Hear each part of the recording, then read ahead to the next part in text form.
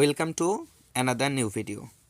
আজকে শুরু করব নিমির পিডিএফ থেকে 41 থেকে 60 নম্বর প্রশ্ন পর্যন্ত। 41 নম্বর প্রশ্ন, how A defective cutting nozzle is cleaned and rectified in gas cutting torch. অর্থাৎ গ্যাস কাটিং টর্চের একটা দোষপূর্ণ কাটিং নজলকে কিভাবে পরিষ্কার এবং সংশোধিত করা হয়। ক্লিন মানে পরিষ্কার করা, আর রেকটিফাইড মানে হচ্ছে সংশোধিত, আর ডিফেক্টিভ মানে যেটা ডিফেক্ট হয়ে গেছে, নষ্ট হয়ে গেছে, সেই রকম একটা নষ্ট মানে যেটা ব্যবহারের অযোগ্য হয়ে গেছে তা নয় একদম, সেটাকে আবার ঠিকঠাক করলে ব্যবহার করা যাবে, এরকম নজলকে কিভাবে বা কী দিয়ে আমরা সেটাকে পরিষ্কার এবং সংশোধিত করব।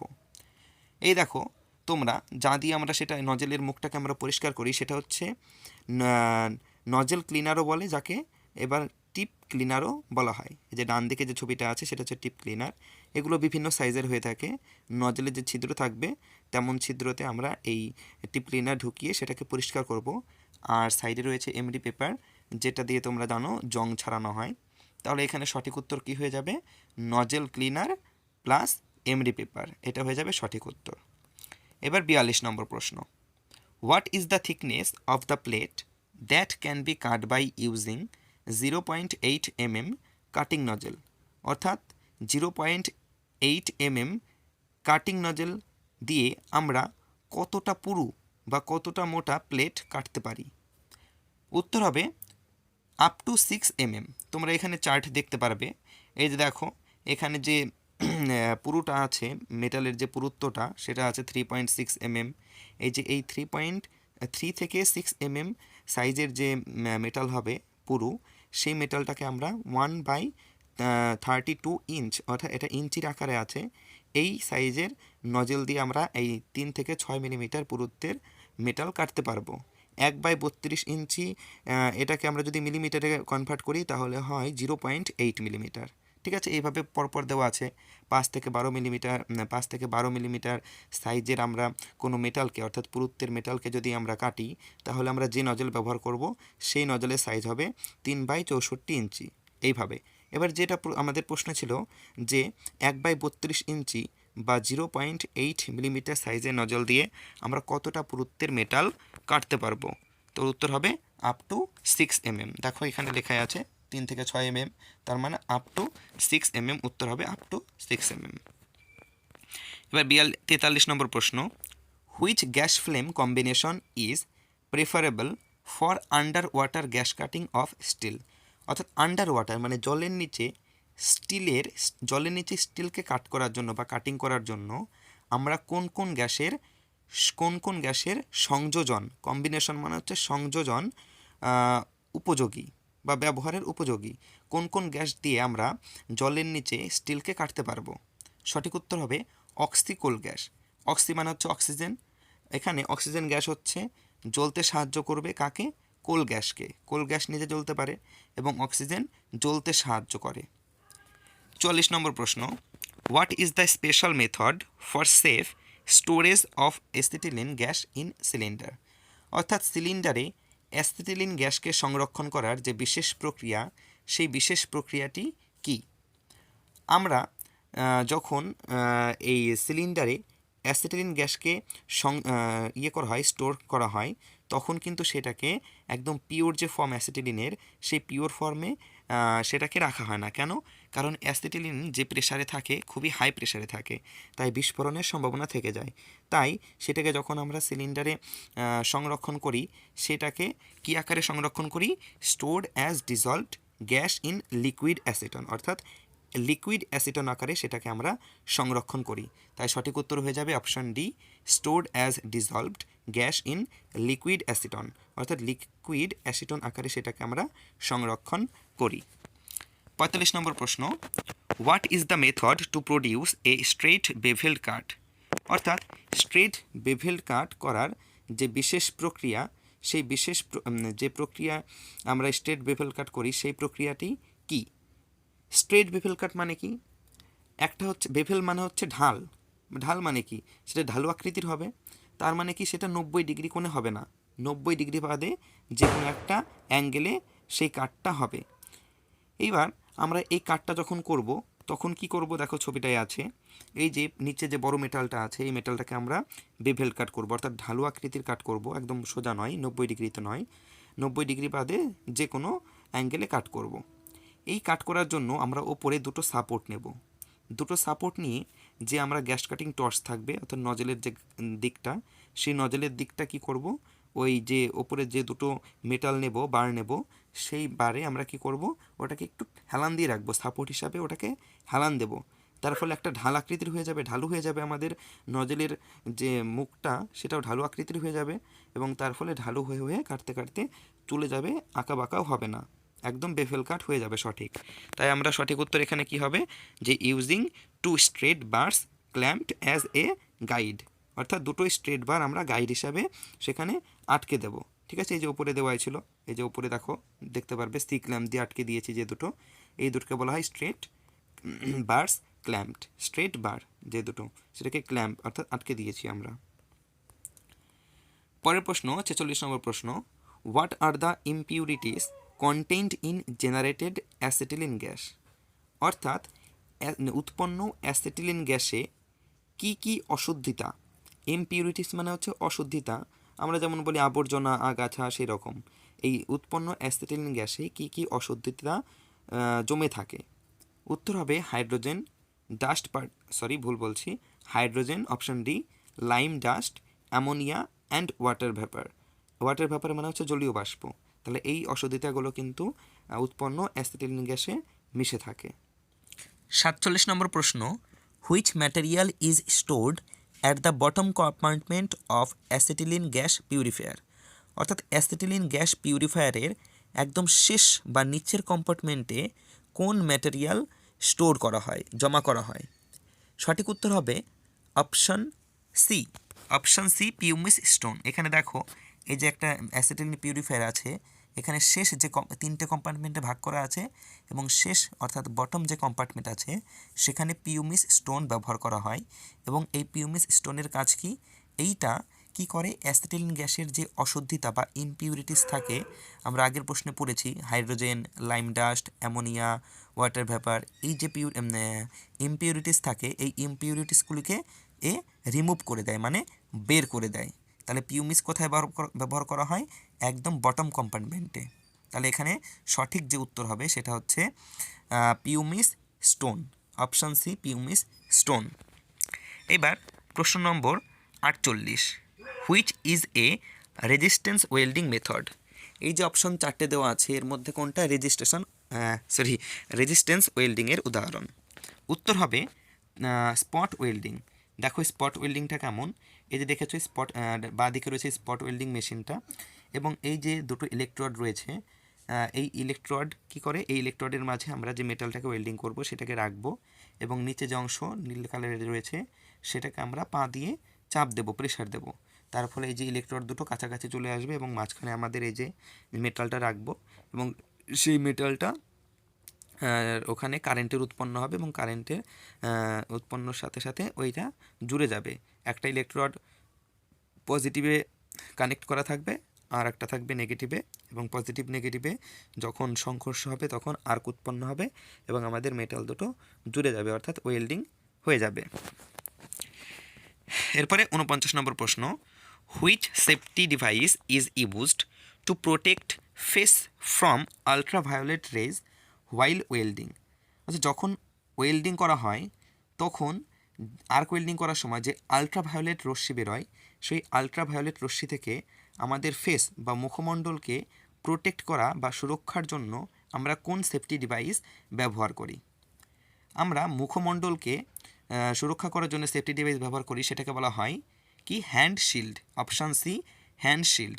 এই যে দেখতে পাচ্ছ, এই যে এটা হচ্ছে হ্যান্ড শিল্ড, এটা এইভাবে মুখের সামনে নিয়ে আমাদের ওয়েল্ডিং করতে হয়, তার ফলে যে আলট্রাভায়োলেট রশ্মি উৎপন্ন হয় সেটা আমাদের মুখমণ্ডলকে প্রোটেক্ট করে, অর্থাৎ সুরক্ষা দেয়। 50 নম্বর প্রশ্ন, which safety device is to be used to protect eyes while grinding, অর্থাৎ গ্রাইন্ডিং করার সময়ে আমাদের চোখকে সুরক্ষা প্রদান করে কোন সেফটি ডিভাইস। আমরা যখন গ্রাইন্ডিং করি, দেখো এই যে গ্রাইন্ডিং করছে, এই গ্রাইন্ডিং করার সময় চোখে যে সেফটিটা আমরা পরে নিই সেটার নাম হচ্ছে হোয়াইট গগলস। কি, white goggles, option D white goggles, অর্থাৎ যে চশমাটা হবে সেটা সাদা কালারের। আর গ্যাস ওয়েল্ডিং করার সময় আমরা যে চশমাটা ব্যবহার করি সেটা কিন্তু কালার গগলস, হ্যাঁ। আর গ্রাইন্ডিং করার সময় হোয়াইট গগলস। এবার 51 নম্বর প্রশ্ন, which safety device is used to protect the body from hot spatters while welding. অর্থাৎ যখন ওয়েল্ডিং করি তখন যে গরম স্প্যাটার, ঝাড়বাতির মতন যে আগুনের ফুলকিগুলো ওড়ে, সেই ফুলকি থেকে আমাদের শরীরকে প্রোটেক্ট করার জন্য আমরা কোন সেফটি ডিভাইস ব্যবহার করি। দেখো, তোমরা দেখতে পারবে নিচে যে ছবিটা আছে সাদা রঙের, এই যে পড়ে আছে গায়ে টাকলু, এই যে জিনিসটা পড়ে আছে এটার নাম হচ্ছে কি, leather apron. Option D, leather apron. এটা গায়ে পরে থাকলে যে গরম আগুনের ফুলকিগুলো ছিটে ছিটে আসে সেগুলো আমাদের গায়ে লাগে না। তাহলে কি উত্তর অপশন ডি, লেদার অ্যাপ্রন। প্রশ্ন নম্বর 52, what is the purpose of providing root gap. Purpose মানে হচ্ছে প্রয়োজন, তাহলে রুট গ্যাপ দেওয়ার প্রয়োজনীয়তাটা কি। তোমরা দেখতে পারবে রুট গ্যাপ, এই যে আমরা এটা বাট জয়েন্ট করেছি, যে বাট জয়েন্ট সেটা হচ্ছে ভি বাট জয়েন্ট। এই ভি বাট জয়েন্টের নিচে যে অংশটা দেখছো সরু আকারে চলে এসছে, এইটাকে বলা হয় রুট গ্যাপ। এই রুট গ্যাপ দেওয়ার প্রয়োজনীয়তাটা হচ্ছে যে মেটালটা গলে গলে পড়বে, অর্থাৎ সেই মেটালটা যাতে পুরোপুরি নিচ পর্যন্ত এসে পৌঁছায়, অর্থাৎ পেনিট্রেশন যাকে বলা হয় পেনিট্রেশন, সেই পেনিট্রেশনটা যাতে ঠিকঠাক একদম শেষ পর্যন্ত হয়, তার জন্যই কিন্তু আমরা এই রুট গ্যাপটা দিই। ঠিক আছে, তাহলে এখানে বলেছে what is the purpose of providing root gap. Root gap দেওয়ার প্রয়োজনীয়তাটা কি, তাহলে সঠিক উত্তর কি হবে, যে to increase depth of penetration, অর্থাৎ পেনিট্রেশনটা যেন একদম ঠিকঠাক আকারে হয়, পেনিট্রেশন বাড়ানোর জন্য। ইনক্রিজ মানে হচ্ছে বৃদ্ধি, অর্থাৎ পেনিট্রেশনের গভীরতা বাড়াতে। 53 নম্বর প্রশ্ন, what is the fusion zone. Fusion zone কি। ফিউশন মানে হচ্ছে কিন্তু গলন, হ্যাঁ।